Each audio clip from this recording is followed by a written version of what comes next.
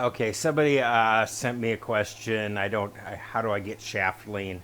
And I can't interpret exactly how much shaft lean this person would really need, or, you know, obviously a very fast player might be able to play with that, but somebody that's not swinging super fast, you get that much. They're just not getting the ball off the ground. So it's a variable. But what's not so much a variable is keeping your hands, sort of close to in a single line with the club is more effective.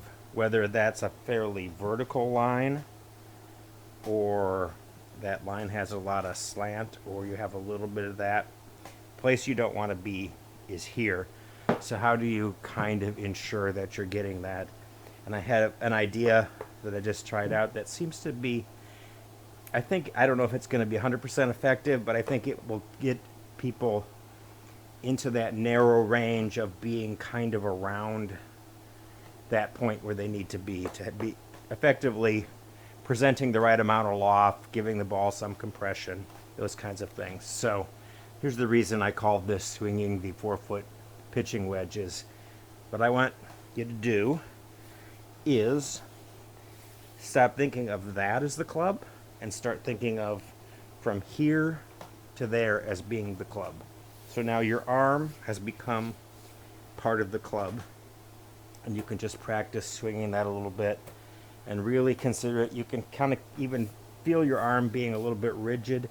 Don't worry about the hinging action so much. Just feel like it happens naturally, but really you're swinging this whole thing. So it's one now giant club in your mind, and then you can kind of gently bring your right hand into this, but the right hand is not going to leverage anything. You're just swinging this one sort of perfect pendulum, and the right hand is just supportive and directing, let's say. So we'll get that feeling. You want to go through the ball. So as you get the feeling, you want to brush the grass, and you don't want to be down, right? A nice shallow arc through the ball. Brush the grass just a little bit in front of where you want to be hitting the ball. So now I have my spot, I have my feeling, and you really have to think this is all one thing that I'm swinging. It doesn't start here, it starts here. So watch how that looks when I do it. So the feeling I get is a very synchronized feeling when I do that. There's no impulse to sort of stall and hit the ball.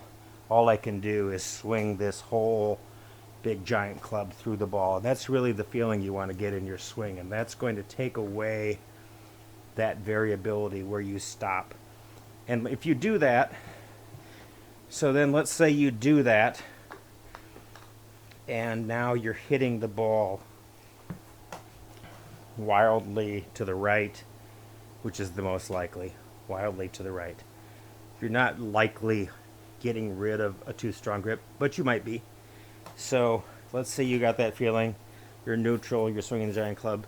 All you really need to adjust then is, if your path is, you look at your path and it's through the ball, just be rotating. Either think of this club as square and your hand rotating, or your hand staying the same, and rotate the club till you find the shot shape you want, whether it be a little fade or a little draw or a straight ball or whatever it is. So just rotate the club till it finds where you want it to be, and then swing that through. So again, what most people will be doing is some maneuver to fix their out of squareness instead of just setting the club up and swinging freely. So first thing always, I believe, find a free, unencumbered, fluid swing that's not interrupted by some movement that's intended to fix some flaw in your grip or other things.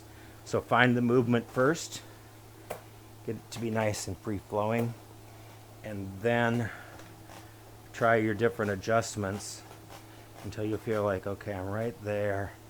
And without any modification, that's going to feel like that's a pretty straight shot for me. And so, swinging the giant club here. Not too bad, a little off the toe. So, again, a little off the toe. Don't fix my movement.